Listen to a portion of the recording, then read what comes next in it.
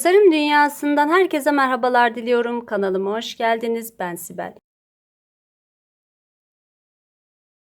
Bugün sizlere bu sepeti bambaşka hasır bir sepete nasıl dönüştürebiliriz bunu göstermeye çalışacağım.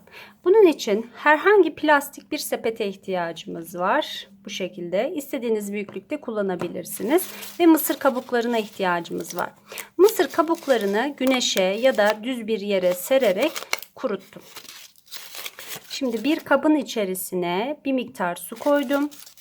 Bu kurutmuş olduğum mısırları içerisine gördüğünüz gibi batırarak ıslatıyorum.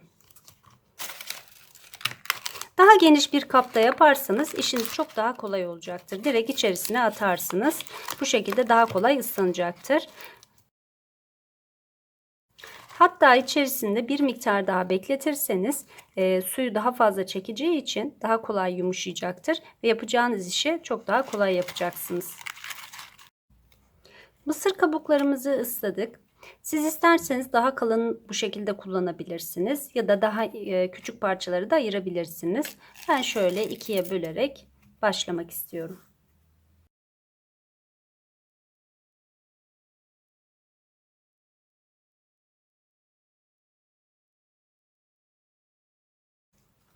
Üç tanesini elime aldım. Kağıt bantla birleştiriyorum.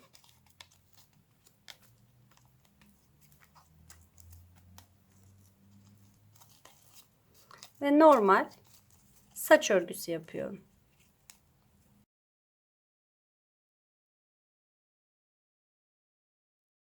Bir müddet sonra artık bunlar bitecektir. Tekrardan koymamız gerekli. Hemen şu şekilde koyuyorum.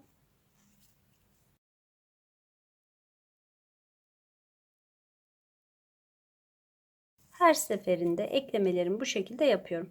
Fakat buradaki fazlalıkları makasla kesmemiz lazım. Hemen makasla fazla olan kısımlarını kesiyorum.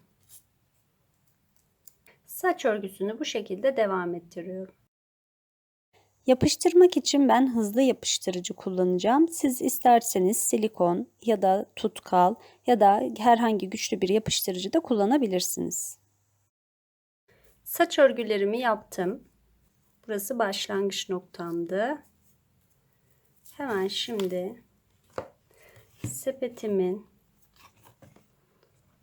şu kısmından başlayacağım. Bunun için buraya yapıştırıcıdan sürüyorum.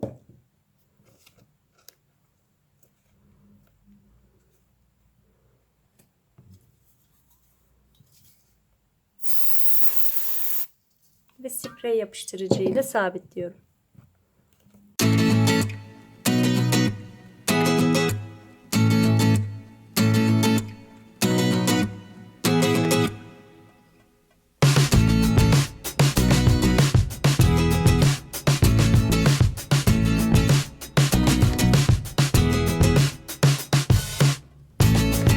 Yapıştırma işlemini yaparken ben hafif nemliyken yapıştırmaya devam ettim. Mısır kabuklarımın tam kurumasına izin vermedim. Bu şekilde daha kolay bir şekilde yapıştırma işlemini yaptım. Eğer siz kuruduktan sonra yapıştırmada zorluk çekerseniz hafif bir sprey şişesinin içerisine su koyarak daha kolay bir şekilde yapıştırma işlemini yapabilirsiniz.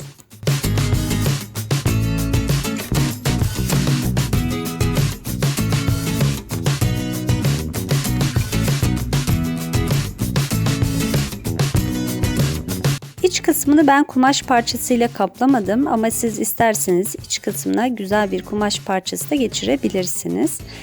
Umarım sizler de beğenmişsinizdir. Bir sonraki tasarımımda tekrar buluşmak dileğiyle. Kendinize çok iyi bakın. Hoşça kalın.